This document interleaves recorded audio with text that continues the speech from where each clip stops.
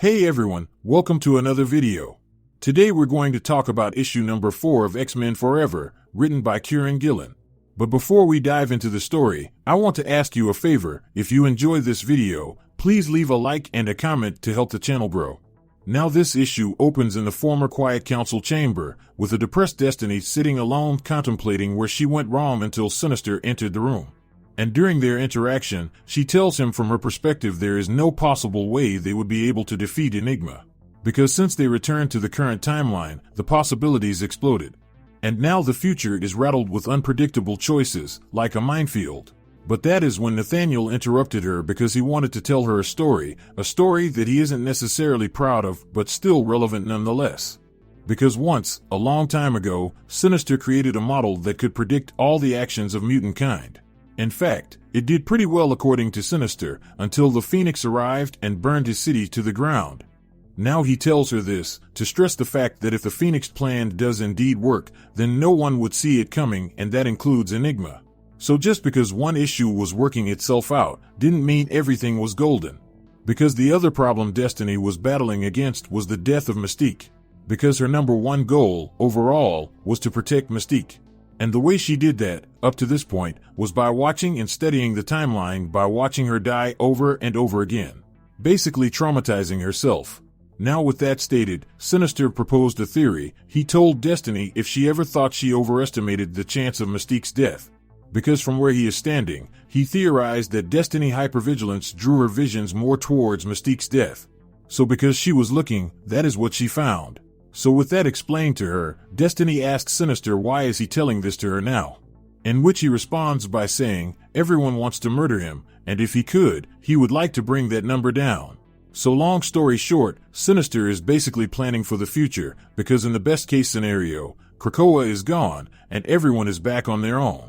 So with that conversation being had, Sinister closes it out by saying, he remembers a canny old woman once telling him, there is no such thing as destiny, as he handed her mask. Now following that, we jump over to Destiny having a conversation with her love, and now, more than ever, she is willing to walk side by side with her. In fact, she is willing to regain her lover's trust by leading her to Charles and fighting to remember her child. So with that said, Irene wins Raven over by repeating the promise they made to each other years ago, by saying, if every part of the world succumbed to dust, then the last thing remaining would still be her trust in Raven, because her love for her is eternal. Now as the two women gear up for battle, we jump over to the white-hot room with the Phoenix taking a moment to tend to itself. Because at this point, the Phoenix has no idea Hope was even there. So with the element of surprise on Hope's side, Hope reminds Jean that she is an Omega-level power manipulator who has access to Legion's entire arsenal. And just so you know, Legion is also an Omega-level power manifester. So just like that, Hope took a deep breath and aimed her weapon and blasted away, right through the Phoenix.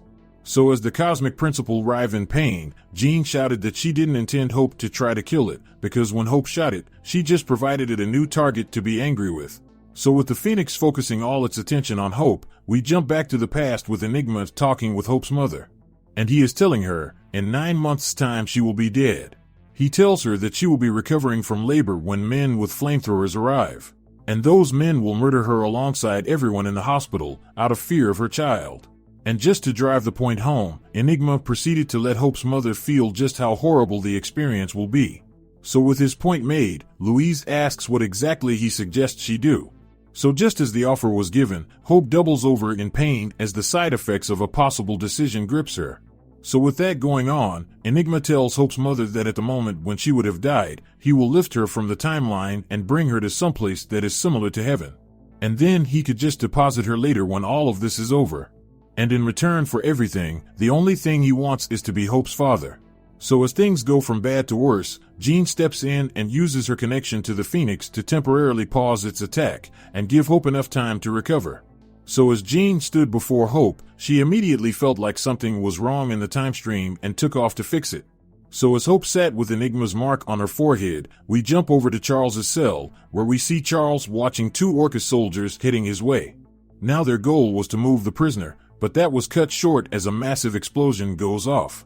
So as their bodies were tossed against the wall, those who survived were met by a hail of gunfire. And when the smoke settled, Mystique and Destiny stood before him, dead set on getting Destiny's sideblockers removed.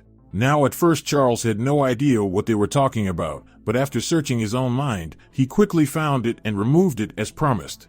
So with that done, the weight of abandoning her son fell heavy on her. So with things being as it should be, out of nowhere 3 Nimrods appeared and scooped Mystique up. And right before he could squish her, Exodus teleported her out of the artificial intelligence's hand. So with the memories recovered, Charles stood face to face with mutankind's worst enemy once again alone. Now following that, we jumped over to the diner in Alaska as Jean interrupted Enigma's conversation. Jean pretty much lays down the truth by saying if she refuses to listen to this monster, then her daughter, Hope, would grow to become the savior to everyone. But that is when Enigma counters with yes, she would become a savior, but only to mutants, because the mutants nation sees humans as lesser. But see, no matter what Enigma said, Hope's mother was dead set on giving her daughter the best possible outcome, even if she wasn't in it herself.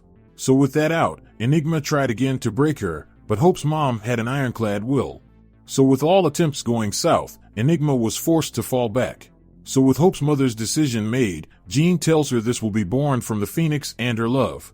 So with the Phoenix Force watching over Hope's mother, we jump back over to the White-Hot room, with Hope back to normal. So with Enigma interference fought off, the battle between Hope and the Phoenix continued. And with one well-placed shot, Hope drove a beam straight through the cosmic principle, causing it to explode. But unfortunately, the blast was so big, Hope was caught up in the aftermath and thrown off her feet. So as our hero laid badly hurt, Jean appeared before her and summoned the newest Phoenix Force from within her. Now, as it exited her body, it stated that Hope is the last and the first fire in the dark. Because after its death, the Phoenix was able to once again be reborn in an unbroken circle of fire. So as the Phoenix realized who it was, once again, it told Jean, if they are to fight this creature of stagnation, then it must feed. So with the Phoenix back in earnest, Exodus teleports Mystique and Destiny right back to the battlefield. And when we get there, the first person they encounter was Kurt, Nightcrawler.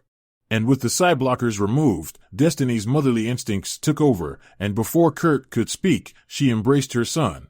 So with the family back together, out of nowhere, the Hope Sword reemerged in Nightcrawler's hand. So with the weapon returned, Destiny states that Hope is dead, but that is when Exodus interrupted her and said no, because according to him, the plan succeeded. Because Hope has returned to whence she came. The world made flesh, the flesh made immortal. She is with Krakoa in exile and spirit. But that is when Kurt states, but they're all out there alone, trapped in the White-Hot room forever. But once again, Exodus doubles down and said no, they will return, the Krakoan Age will come again. And they must be the ones to fight in this fallen world to prepare for their coming. So with that out there, we see the Krakoan people panicking about being abandoned by the X-Men. And to make things worse, we see the 5 among the mutants in exile, which to me is a big deal.